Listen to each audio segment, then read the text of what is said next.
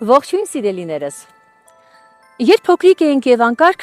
հիշում եք, թե ինչպես էին սպառնում եւ վախեցնում մեզ մեծերը։ Խելոք մնա, թե չէ ձմեռ պապին կասենք, քեզ նվեր չի բերի։ Հիշեցիք։ Եթե ոչ,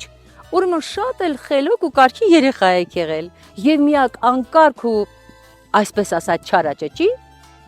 ես եմ եղել։ Սիրելիներս,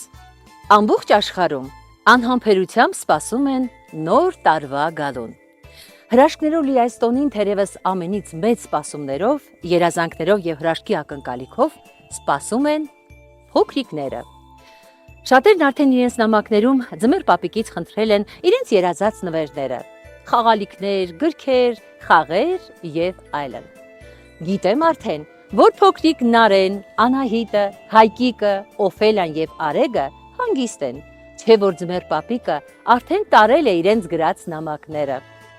Երեխաները նամակ են գրում եւ սրտի թրթյուրով սպասում ձմեռ պապի նվերներին եւ հույս փայփայում, որ գոնե մի տարի իրենց կհաջողվի նրան տեսնել։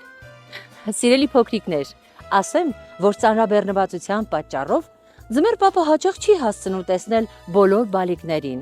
Նվերներն արագ դնում է տոնածառի տակ կամ այլ վայրում եւ քամու արագությամբ սլանում ուրախացնելու մյուս բալիկներին։ Քանի որ դրսում հիմա ցուրտ է, հիմա մենք կգնանք տուն, ինչպես ես, այնպես էլ դուք հանգիստ կտեղավորվենք, կլսենք մի գեղեցիկ հեքիաթ։ Իսկ թե ինչի մասին է հեքիաթը, կիմանաք քիչ ուշ։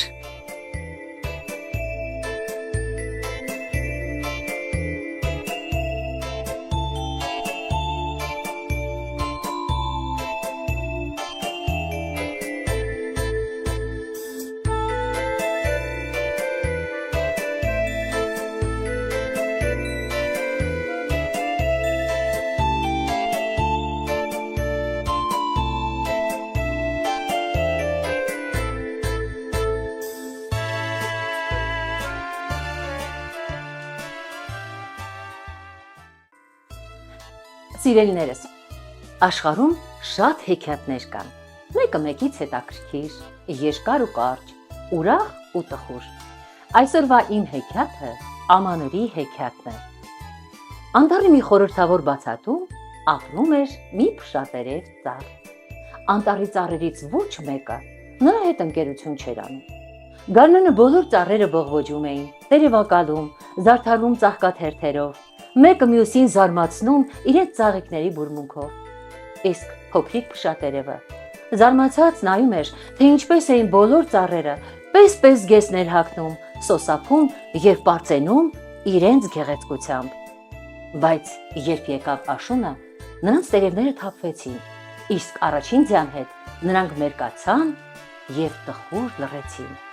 Միայն փոքրիկ փշատերևն էր, որ կանաչ ու դալար կանգնած էր մնացել։